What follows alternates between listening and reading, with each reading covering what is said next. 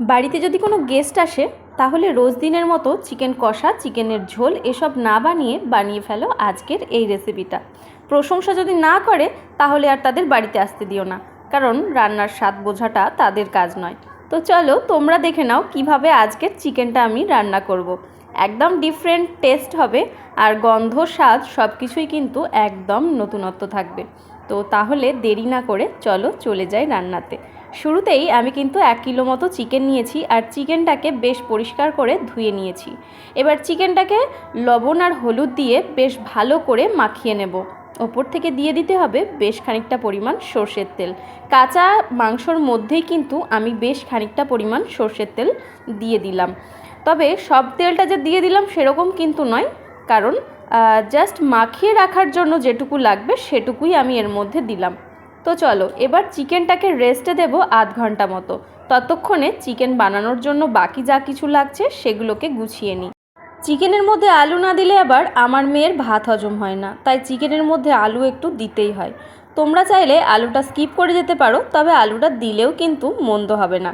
এবার দেখো বেশ কয়েকটা আলু নিয়েছি বড় সাইজের, সেগুলোকে মাঝখান থেকে কেটে একটু ছোট করে নিচ্ছি। আর নিয়েছি দুটো বড় সাইজের পেঁয়াজ। এবার পেঁয়াজটাকে আমি কেটে নেব। না বেশি কুচিয়ে কাটতে হবে এরকম নয়, যেভাবে তোমরা পেঁয়াজ কাটো সেভাবে কাটলেই হবে, একটু বড় টুকরো থাকলেও কোনো ক্ষতি নেই। এবার চলো প্রসেসিং মানে রান্নাতে চলে যায়। কড়াইতে দিয়ে দেব সর্ষের তেল। সর্ষের তেলটা ভালো করে যখন গরম হয়ে যাবে তখন ওপর থেকে ছেড়ে দেব ওই টুকরো করে রাখা আলুগুলো। তোমরা যদি ছোট সাইজের আলু নাও তাহলে কিন্তু টুকরো করার দরকার হবে না। এবার তোমরা যদি একটু বড় সাইজের আলু নিয়ে নাও তাহলে মাঝে একটা কেটে নেওয়াই ভালো।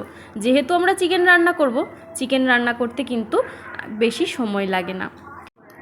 এদিকে একটা বাটিতে আমি আলাদা একটা মশলা রেডি করে নিচ্ছি। দিয়ে দিয়েছি ধনে গুঁড়ো, লঙ্কা গুঁড়ো, আর সাথে দেব গুঁড়ো জিরে। তো আমি এই সমস্ত গুঁড়ো মশলাগুলোই কিন্তু সানরাইজের ব্যবহার করছি। সানরাইজের গুঁড়ো মশলা দারুণ টেস্ট হয় এবং এর গুণগত মানটাও বেশ ভালো থাকে, তাই আমি যে কোনো মশলা ব্যবহার করলে কিন্তু সানরাইজের গুঁড়ো মশলাটাই ব্যবহার করি। সাথে দিয়ে দিয়েছি অল্প একটু হলুদ এবং লবণ। অল্প একটু জল দিয়ে এই সব মশলাগুলোকে একসাথে মিশিয়ে নেব। তারপর এই বাটিটাকে আলাদা করে রেখে দেব। এখানে নিয়েছি আদা এবং রসুনের একটা পেস্ট। চিকেনের পরিমাণ অনুযায়ী তোমরা আদা রসুনের পেস্টগুলো নেবে। এখানে দেখো আলুটা ভাজা হয়ে গেছে, সাথে দিয়ে দিয়েছি পেঁয়াজ। কুচিয়ে রাখা পেঁয়াজটা পুরোটা এখানে দিয়ে দেব।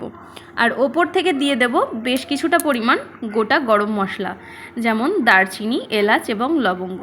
এবার পেঁয়াজের সাথে এই দারচিনি, এলাচ এবং লবঙ্গটাকে বেশ ভালো করে ভাজবো। আর পেঁয়াজটাকে বেরেস্তা বানাবো না, তবে গোল্ডেন কালারের করে ভেজে নেব। এবার মিক্সির জারে এই পেঁয়াজ ভাজাটাকে নিয়েছি, আর সাথে দিয়ে দিয়েছি বেশ খানিকটা পরিমাণ টক দই।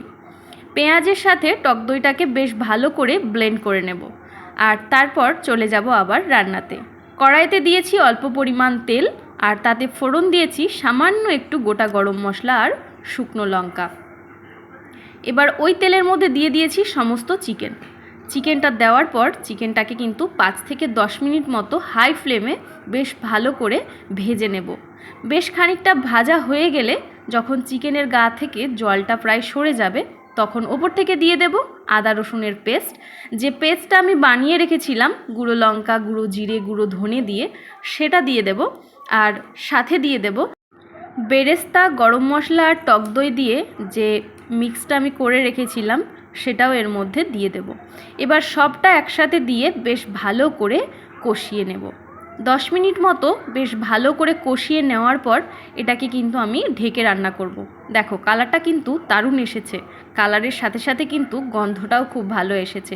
যেহেতু আমরা বেরেস্তার সাথে টক দই ব্লেন্ড করে নিয়েছিলাম, তাই এটার জন্যই এর গন্ধটা সম্পূর্ণ চেঞ্জ হয়ে যাবে। সাথে দিয়ে দিয়েছি গোটা আলু, মানে ভেজে রাখা আলু।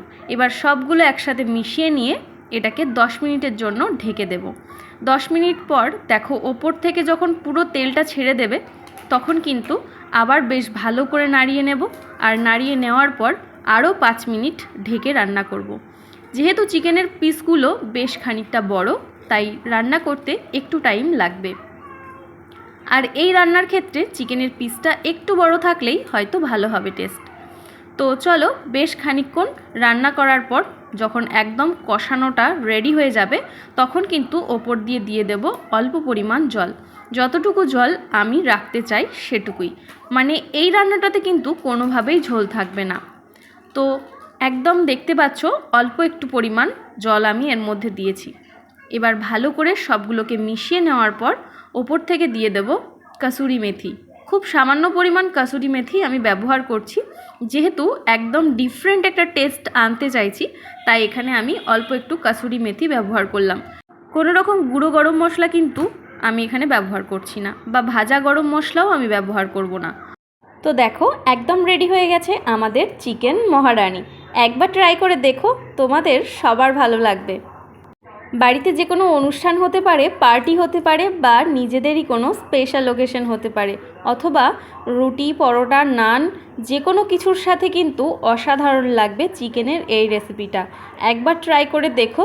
যে কোনো দিনের সাধারণ যে চিকেন কষা বা চিকেনের ঝোল যে আমরা বানিয়ে থাকি, তার থেকে সম্পূর্ণ আলাদা হবে এই রেসিপিটা, আমি কথা দিলাম।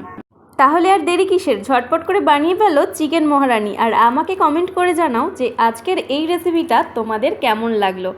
সঙ্গীতাস কিচেনে যারা একদম নতুন তাদের প্রত্যেককে অনেক অনেক ভালোবাসা। চলো আজকে আসি, কাল আবার নতুন কোনো রেসিপি নিয়ে আসবো।